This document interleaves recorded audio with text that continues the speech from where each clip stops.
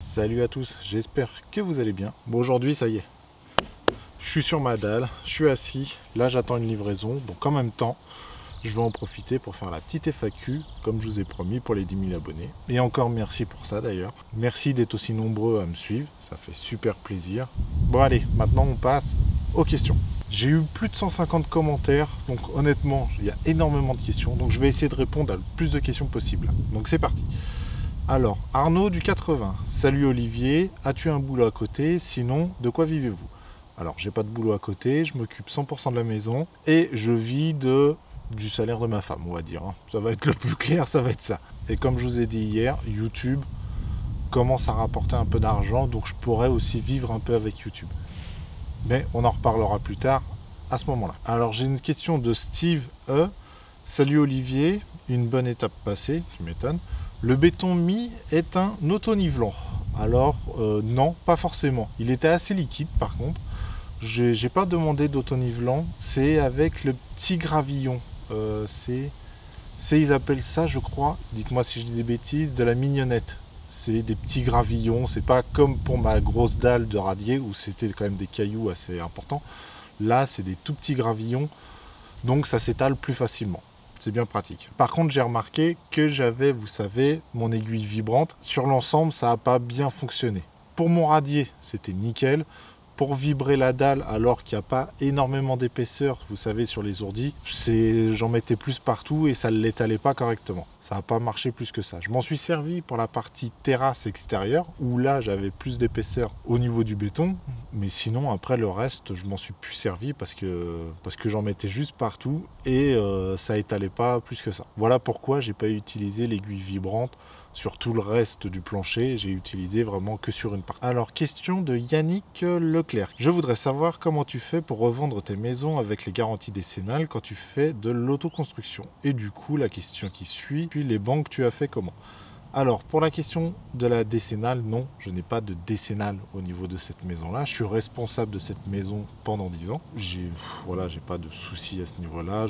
J'ai confiance en ce que je fais. Après, voilà, il y a toujours un risque. Mais pour la revente de la maison, il n'y a aucun problème. On peut revendre une maison sans décennale. Ça n'a pas plus d'importance que ça. C'est pas impossible de revendre une maison sans décennale. Je vous donne un exemple. Vous achetez un corps de ferme qui a été retapé, n'a pas de décennale. Alors que vous avez retapé tout le corps de ferme. C'est exactement pareil. On n'est pas obligé d'avoir une décennale pour revendre une maison. Maintenant, au niveau des banques, m'ont fait juste confiance. Maintenant que j'ai fait une maison complète et qu'ils savent que je peux le faire, voilà, maintenant ils me suivent à ce niveau-là. Le plus chiant, c'est vraiment de faire la première maison. Après ça suit, honnêtement, ils sont pas... Après, je suis tombé sur une banque qui sont assez cool.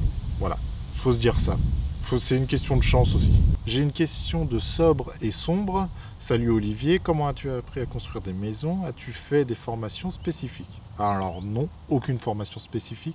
Comme je l'ai déjà dit dans une ancienne vidéo, mon père avait déjà construit des maisons, sa maison, plus maison familiale et tout ça. Donc j'ai participé un peu à cette maison-là étant plus jeune. Et puis comme je vous dis, il ne faut pas non plus sortir de Saint-Cyr pour construire une maison. Il faut être manuel, il faut suivre des règles, mais... Voilà, on ne fait pas une recherche biologique, on ne rentre pas des codes dans un ordinateur hyper compliqué où on n'apprend rien. Quoique, on peut le faire, mais on va mettre plus de temps. C'est pareil dans le bâtiment, tout le monde peut le faire, mais on va mettre plus de temps. Il n'y a pas de secret, au début vous allez galérer, et petit à petit, vous allez vous améliorer. Comme moi sur les parpaings, les premières rangées tu galères, la deuxième ça va mieux, la troisième ça va mieux, ça va mieux. Sauf que j'aime toujours pas faire des parpaings, c'est pas le problème. Mais à la fin, on s'y habitue et puis on se lance. Et puis on trouve d'autres techniques. C'est vrai qu'au départ, on se prend un peu la tête. Après, on fait d'une autre façon, on se prend un peu moins la tête et ainsi de suite. Et si j'ai fait des formations, non, pas du tout. Dans le bâtiment, honnêtement, le mieux, c'est d'apprendre sur le tas. C'est pas les écoles et tout ça, c'est bien, un temps. Mais après, c'est apprendre sur le tas. Les écoles, à mon avis, à l'heure d'aujourd'hui, elles sont déjà dépassées par rapport aux techniques qu'on peut avoir. Moi qui ai fait une école de plomberie, c'est sûr, on m'a appris à souder de la ferraille. C'est bien, mais plus personne fait de ferraille quasiment. Donc honnêtement, vous êtes en école de plomberie, vous voulez faire du particulier, la ferraille ça ne se fait plus. Maintenant c'est du multicouche, du cuivre, du PER, il n'y a plus rien. Tout ce qu'on vous apprend à l'école maintenant, dans mon milieu de la plomberie, quand j'ai fait bien sûr mon école, tout est déjà obsolète. Je suis ressorti de là-dedans, j'étais déjà obsolète. Donc le mieux c'est d'apprendre directement, trouver une entreprise et de travailler un petit peu. J'ai une question de Fortnite FZ. Salut, est-ce que tu vas faire un gros bénéfice en revendant cette maison? Tu penses par rapport à ce que tu vas dépenser, terrain, marchandises, sinon continue. Alors en termes de bénéfices, allez, au minimum je pense 200 000. Voilà. Mais après, j'aurais passé 2 ans à construire la maison, donc au minimum pour moi c'est 200 000. Et après voilà, c'est je pense maintenant, comme je vous dis, il peut y avoir un crash immobilier et ça sera plus 200 000 et ça sera peut-être zéro. C'est le risque. Vous m'avez beaucoup posé cette question-là. Là c'est Moule 3 qui me l'a posé en premier. Bonjour, tu n'as pas prévu de passage pour les gaines entre le sous-sol et le rez-de-chaussée? Il faut le faire après. Donc oui, je le ferai après. J'ai une carotteuse, donc je passe toutes mes gaines et tout ça après. Je trouve ça plus simple en soi parce qu'au moins je suis sûr à quel endroit je vais sortir. Vous savez, pour ma sortie de toilette, admettons en 100, si je suis décalé de 10 cm, je l'ai dans l'os. Il va falloir que je refasse un trou à côté pour le remettre. Donc honnêtement, je préfère tout percer après. C'est pas l'épaisseur de la dalle qui change beaucoup. Je ne vais pas tomber sur une poutre et la dalle se perce facilement. Si vous avez une carotteuse, en 5 minutes, vous avez fait un trou. C'est pas ce qu'il y a de plus compliqué. Alors j'ai une question de Harry. Bonjour, je suis admiratif de ton travail. Comment tu peux t'arrêter de bosser 1 an pour faire la maison? Je suis curieux de connaître un peu les réussites de chacun. C'est inspirant, merci. Alors comment je peux m'arrêter 1 an? Comme je vous l'ai dit, c'est ma femme gagne plutôt bien sa vie. On ne roule pas sur l'or non plus. Mais voilà, c'est dur pendant 2 ans et après on est tranquille. Vous voyez, c'est comme ça que je vois les choses. J'ai fait ma première maison, c'était chiant. Du niveau financier, c'était chiant. La deuxième, c'est chiant aussi, on est d'accord. Mais une fois que j'aurai vendu la première, je pourrais faire la troisième, la quatrième, la cinquième en étant tranquille financièrement. C'est un choix à faire. Pendant 5 ans, c'est compliqué. Après, ça va aller. Alors, j'ai une question de Bloc. Bonjour, tu n'as pas prévu de produit de cure? Il faut arroser ou maintenir mouillé pendant une semaine. Hydrate le béton coulé. Alors, j'ai pas prévu de produit de cure parce que j'avoue que je ne sais pas ce que c'est.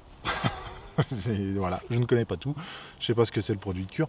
Maintenant, niveau hydratation du béton pour le mouiller et tout ça, vous avez vu chez moi, il pleut tous les jours. Donc, ça va. J'ai pas besoin de l'arroser. Par contre, oui, si j'avais eu un temps ensoleillé à gogo, j'aurais dû arroser mon béton. Je venais tous les jours. Et même le jour où je le coulais, je serais venu plusieurs fois l'arroser. Mais vu qu'il a plu et qu'il faisait bon, là honnêtement, c'est le temps nickel pour faire du béton. As-tu prévu une terre pour ta maison? J'imagine que tu veux parler pour mettre autour de la maison. Donc non, j'ai pas prévu. J'ai un peu de terre de côté où je vais reboucher. Et après, je vais faire venir 2-3 camions pour terminer justement de remplir tout l'ensemble. Et après, je referai une terre végétale tout autour. Ce que je veux, c'est vraiment que la terre du jardin soit nickel. J'ai pas beaucoup de jardin, mais je voudrais qu'elle soit parfaite. Ah, j'ai une question de Bob Marley. C'est pas une question pour moi personnellement, mais c'est une question intéressante. Bonjour, j'ai coulé une dalle comme toi il y a un mois pour un garage en sous-sol de 30 mètres carrés, 6 par 5. Mais j'ai pas mis assez d'étais, du coup les poutrelles ont fléchi de 5 cm, ça a durci comme ça. Là ça ne bouge pas, tu crois que la dalle peut casser? Qu'est-ce que tu aurais fait à ma place? Honnêtement, je sais pas du tout. Là je suis pas expert là-dessus. Si elles ont fléchi de 5 cm comme ça, voûtées comme ça, pour moi c'est pas bon. Maintenant, est-ce que les poutrelles peuvent résister et tout? J'en ai aucune idée. Je vais pas m'avancer là-dedans. Là, appelle un bureau d'études qui va venir, qui va expliquer qu'est-ce qui doit être fait, ou si c'est bon, ou si c'est pas bon. Là, je ne sais pas du tout. Je m'avance pas là-dessus, je ne sais pas. Je vois que tu as Béton hier et demain qui t'a renseigné. Il est plutôt de bons conseils. Donc, écoute-le. C'est tout ce que je peux te dire. Moi, je m'y connais pas du tout, enfin carrément pas assez à ce niveau-là. J'ai une question de Brahim Mouklachi. Alors, super et bon courage, merci. Alors pour la FAQ, pourquoi tu ne fais pas un petit tuto pour chaque opération que tu fais pour mieux comprendre et donner véritablement envie à nous pour commencer une aventure? Je crois que la plupart de tes abonnés sont des novices comme moi et qui sont chauds bouillants pour construire leur maison. Merci Olivier. Alors pourquoi je le fais pas? Ça dépend de ce que je fais. Je vais travailler un peu plus sur cette partie-là, les tutos, quand je ferai plus l'intérieur de la maison. Mais pour poser les parpaings, il n'y a pas forcément de tuto. Si on fait du béton, Enfin, on fait du mortier, on pose le parpaing et on avance comme ça. Ça, c'est plus en le faisant soi-même qu'on apprend à le faire. Mais un tuto à comment poser du placo, à mettre les rails, les choses comme ça, là oui, c'est plus intéressant et j'ai plus de chance à ce que ça vous intéresse réellement parce que vous avez plus de chance à faire du placo qu'à faire une maison en parpaing. Et honnêtement aussi, c'est que je dois aussi quand même avancer sur la maison. Donc faire des tutos, c'est bien, mais ça prend aussi du temps. Une vidéo, je mets quand même un peu de temps à la faire. Et il faut aussi que j'avance sur la maison. Voilà. Ma chaîne, là, à l'heure d'aujourd'hui, elle est plus destinée à faire un suivi de chantier. Elle n'est pas forcément là pour vous apprendre à faire votre maison à l'heure d'aujourd'hui. Mais peut-être qu'un jour, je ferai ça. Je vous apprendrai à faire votre maison vous-même. J'ai une question de Christophe Teiss. Hello, bravo pour ton courage, merci. S'attaquer seul à ce projet, faut être tenace. Qu'est-ce que tu fais comme job à côté pour trouver le temps à consacrer à ta maison? Aucun job. Voilà, c'est redit. Je ne travaille pas à côté, je m'occupe à 100% de la maison. Sinon, honnêtement, c'est impossible. On ne peut pas faire une maison et travailler en même temps et tenir des délais assez courts. J'ai une question de Ismolo. Hello, toujours au top tes vidéos, un plaisir à regarder. Merci pour tout ce partage de qualité. Question, peux-tu nous détailler les frais que tu as eu en détail jusqu'à maintenant, etc., etc. Alors, je l'ai fait dans la vidéo d'hier. Tu regardes la vidéo d'hier et tu auras tous les frais, toutes mes dépenses de combien j'en ai eu pour en arriver là. Question de Parasette. Hello, tu as pu réparer ta bétonnière, pas d'évac à travers la dalle. Alors, pour les évacs de la dalle, ça, je vous ai expliqué, je fais des trous après. Réparer la bétonnière, elle est rincée, je cherche même pas à la réparer. Au prix que ça coûte, je vais aller m'en acheter une autre et ça sera plus simple. J'ai une question de DefJ.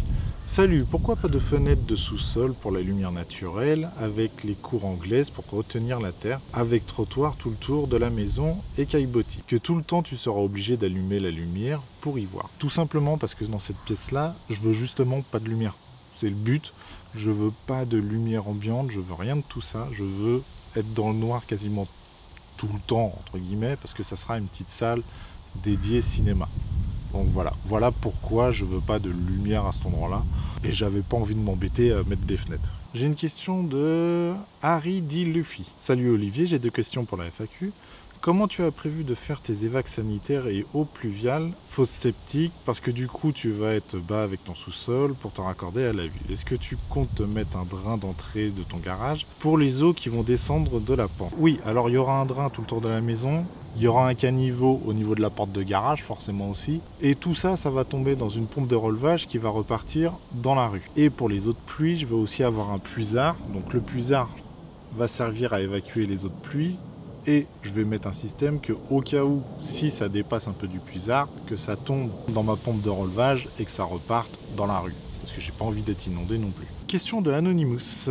Question de débutant, mais comment on fait pour savoir si la dalle est de niveau vers le milieu? Alors, dans la logique, on utilise un laser. Tout simplement, on prend un bâton, on a un laser, ça nous dit voilà les niveaux du truc. Comme je vous ai dit dans une ancienne vidéo, mon laser était en panne.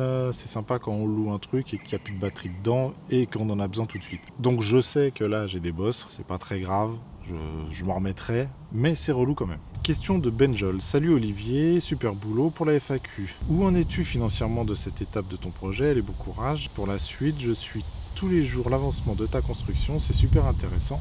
Merci à toi. Alors on est où j'en suis financièrement de mon projet? Faut regarder la vidéo d'hier, encore. J'ai une question de Corentin23. Pourquoi vends-tu les maisons que tu construis pour en reconstruire après? Financièrement, c'est rentable financièrement, tout simplement. Faire sa maison, gagner 200 000 sur une maison, c'est carrément rentable. Enfin, je trouve pour moi, c'est rentable. Et en plus, maintenant, je fais des vidéos, donc c'est 2 fois plus rentable. J'ai une question de Olivier Capel. Voilà une belle étape, bravo pour le boulot. As-tu un planning des jalons clés? Combien de temps pour le gros œuvre, pour le hors d'eau, hors d'air? Combien de temps pour tout l'ensemble? Alors, combien de temps j'ai pour le gros œuvre? Je me suis pas forcément donné de date précise, mais j'aimerais vraiment que fin décembre, début janvier, je sois à la toiture. Limite, j'aimerais bien que ce soit hors d'eau. Mais pour ça, il va falloir que je trouve aussi un charpentier pour faire la charpente. Mais j'aimerais qu'en janvier, que je puisse commencer un peu l'intérieur, mettre les fenêtres et tout ça. J'ai une question de Sylvain. Salut, je regarde tes vidéos depuis le début. C'est top l'évolution. Quand tu seras à l'étape de menuiserie, tu penses mettre quoi comme matériau? PVC, alu, tu as déjà un fournisseur. Alors, En termes de fournisseurs, je pense que je vais prendre les fenêtres chez Leroy Merlin. C'est pas que je suis abonné à Leroy Merlin, je m'en tamponne, c'est plus une question de prix. J'ai déjà mis des fenêtres assez chères dans ma première maison et en termes de qualité, j'étais pas forcément satisfait. Et c'était des fenêtres coulissantes. Là, je vais mettre des fenêtres battantes. Et ça sera des fenêtres en alu, parce que je préfère l'alu. Bien que l'alu, j'ai remarqué, quand il fait quand même très chaud, l'alu chauffe beaucoup. Je ne sais pas si le PVC est pas mieux en termes de résistance thermique. Je ne sais pas. Voilà, je vous pose la question, je ne sais pas qu'est-ce qu'il y a de mieux entre l'alu et le PVC. Je parle en termes de résistance thermique. En termes de qualité, je préfère l'alu. Alors, j'ai une question de Michael W. Salut Olivier, pourquoi ce genre de maison en sous-sol après une maison à étage? Dans une de tes vidéos, tu as lancé « J'ai un gros projet, je vous en parlerai plus tard. Quel est-il? Super boulot ». Alors, pourquoi un sous-sol et pas par rapport à la maison en étage? Bon, là, ça sera aussi une maison en étage. J'aurai juste un sous-sol, tout simplement parce que l'allée que j'utilise aussi avec mon voisin, on partage en fait une allée. C'est mon allée, mais il a un droit de passage qui lui donne dans un sous-sol. Entre guillemets, j'ai juste continué de creuser cette allée-là et j'arrive en mode sous-sol. C'est ça le truc, c'est que j'en ai profité. J'ai profité de son allée pour continuer de creuser et comme ça j'ai pu faire un sous-sol et augmenter la superficie de la maison. Maintenant, en ce qui concerne le projet que j'ai à faire, je vous en parlerai quand même plus tard parce que je ne voudrais pas non plus qu'on pique l'idée. Je pense que mon idée peut être bonne et qu'elle peut surtout vous intéresser, surtout à ceux qui veulent construire leur maison. C'est mon projet et je le travaille un peu en tête. J'ai plein de choses à faire avant de vous en parler, mais voilà, j'espère qu'il vous plaira et que ça vous donnera aussi à vous envie de construire votre maison. C'est un projet dans ce style-là, c'est pour vous, c'est pas pour moi, c'est pas mon projet à moi personnellement, c'est un projet pour vous. Donc je vous en parlerai plus tard. Question de Bruno Duvernois. Salut, pourquoi le choix des ordi plastiques plutôt que des ordi en ciment? Pourquoi pas tout en polystyrène, meilleure isolation? Alors, pourquoi le choix des ordi plastiques plutôt que des ordi ciment? Question de poids. Ça fonctionne de la même façon, c'est juste le poids, c'est plus simple à installer les ordi plastiques. Maintenant, pourquoi j'ai pas mis des ordi polystyrène partout? Parce que j'ai déjà utilisé des ordi polystyrène partout sur ma première maison, mais là j'étais sur un vide sanitaire, donc fallait que je les utilise, il n'y avait pas de problème. J'ai traversé 2 polystyrènes. Voilà pourquoi je ne veux pas installer du polystyrène partout. Je trouve que ça tient pas. Je fais quand même un certain poids. Pour quelqu'un qui est léger, il n'y a aucun souci. Moi, je fais un certain poids. C'est chiant quand on traverse, et c'est encore plus chiant quand on traverse et qu'on coule la dalle en même temps. Ça m'est arrivé, ça c'est chiant. Et j'aime pas. Honnêtement, j'aime pas. J'ai pas confiance en ces trucs-là. J'ai plus confiance en les ourdis PVC qui peuvent casser aussi, mais on va casser, on va entendre craquer. On va peut-être avoir le bout du pied qui va tomber dans le vide, mais après on se rattrape facilement. Le polystyrène, c'est la plaque complète qui tombe, donc c'est chiant. Question de Team38. Salut, prévois-tu un plancher chauffant par la suite? Bravo pour les 10K et bon courage. Alors je prévois pas de plancher chauffant, tout simplement parce que je préfère avoir des radiateurs au standard. C'est pas forcément ce qu'il y a de plus joli, mais je préfère les radiateurs. En cas, je vous le dis clairement, quand vous avez un problème sur un plancher chauffant, c'est mort. Quand vous avez un problème dessus, faut abandonner toute la zone du plancher chauffant et rajouter des radiateurs et tout ça. Et honnêtement, un plancher chauffant, c'est très bien. J'aime bien le plancher chauffant, la chaleur que ça dégage, c'est top. Mais si vous faites une maison bien isolée, avec une bonne VMC qui va récupérer les calories et tout ça, votre maison, elle chauffe quasiment pas. C'est, voilà. Je vous le dis, ça sert plus à rien de mettre une fortune dans votre chauffage. Mettez plus une fortune dans votre isolation, dans le système d'aération. Mettez pas une VMC standard qui va prendre l'air intérieur et la recracher dehors sans récupérer votre chaleur. Je me base réellement par rapport à ma première maison que j'ai là. J'ai une VMC double flux, j'ai un poêle à granulés et j'ai 2 radiateurs électriques. Ça me suffit pour chauffer toute ma maison. Le poêle à granulés fait que ça chauffe tout mon volume, vous savez, j'ai eu tout mon toit cathédrale, ça chauffe tout ce volume-là. Mes radiateurs électriques me servent, en fait, quand j'ai le poêle qui est allumé, mon radiateur électrique est éteint. J'aurais besoin juste que du poêle à granulés pour chauffer toute la maison. À la base, j'ai mis les 2 radiateurs électriques pour donner un petit coup de chaleur sans avoir besoin d'allumer le poêle à granulés, mais tout se gère automatiquement maintenant. C'est surtout l'avantage de la VMC double flux qui va récupérer toutes vos calories de la maison, toute votre chaleur de la maison, et qui va la retransmettre dans toutes les pièces de la maison. C'est pour ça que j'ai beaucoup de bouches de VMC partout, Par exemple, dans la chambre, j'ai une sortie d'air, c'est-à-dire, enfin, ça va souffler dans la chambre, ça va souffler de la chaleur, ça va pas souffler de la fraîcheur. Je récupère la chaleur de toute la maison. C'est pour ça qu'un plancher chauffant me servirait à rien en soi. Et je préfère mettre des radiateurs standards. Je vais pas mettre des radiateurs électriques, je vais mettre des radiateurs à eau avec une pompe à chaleur. Parce que le jour, s'il y a un problème dessus, j'ai juste besoin de changer le radiateur. Et je peux repasser, vous savez, si c'est un problème de tuyauterie, vu que c'est dans des gaines, je peux repasser le tuyau dans les gaines et c'est réparé. Alors qu'un plancher chauffant, vous l'avez dans l'os. Voilà, c'est comme ça. Je vous explique un peu les problèmes en tant que plombier chauffagiste. Quand je faisais des dépannages, eh ben ça arrive. Un plancher chauffant qui a un problème, ben on pète la dalle, on essaye de trouver la fuite, c'est un bordel monstre. Je vous le dis clairement, il faut refaire quasiment toute la maison pour réparer le plancher chauffant. J'exagère un peu, mais c'est ça. Et encore, à une époque, ils vous mettaient tous les tuyaux de cuivre dans le sol sans gaine. Alors là, je vous raconte pas le nombre de tuyaux de cuivre qui pètent dans les chapes. Donc là, à ce moment-là, on repasse en apparent pour rejoindre un radiateur ou rejoindre un robinet ou autre chose. C'est comme ça. Il faut éviter au plus possible d'enterrer les tuyaux dans les chapes. Surtout si on n'a pas de gaine. Si on a des gaines, ça va. On passe un PVC, un multicouche ou quelque chose, on peut toujours l'enlever, le remettre, il n'y a aucun problème. Mais si vous mettez un bout de cuivre directement dans la chape, c'est mort. Et si vous mettez, comme pour un plancher chauffant, du PER qui fait tout le tour, mais qui n'est pas gainé en soi, bah c'est mort. Vous ne pouvez plus l'enlever, c'est fini. Donc ça fait une zone froide et il faut rajouter des radiateurs et tout ça. Voilà pourquoi je n'ai pas mis de plancher chauffant. Bon voilà, j'espère avoir répondu à pas mal de vos questions. Il y en avait encore plein d'autres. J'essaierai d'y répondre demain. Mais comme vous avez pu le voir là derrière moi, j'ai reçu mes briques. J'ai dû avancer la livraison. À la base, je voulais jeudi et il ne pouvait pas jeudi, donc mercredi. Là, on est mercredi soir. Donc tant pis, je les ai reçus le mercredi soir. C'est pas très grave pour la dalle, vu que tout est encore étayé, ça tiendra, j'ai pas de problème à ce niveau-là. Et le problème pour vos questions, c'est que j'ai plus de batterie sur mon téléphone.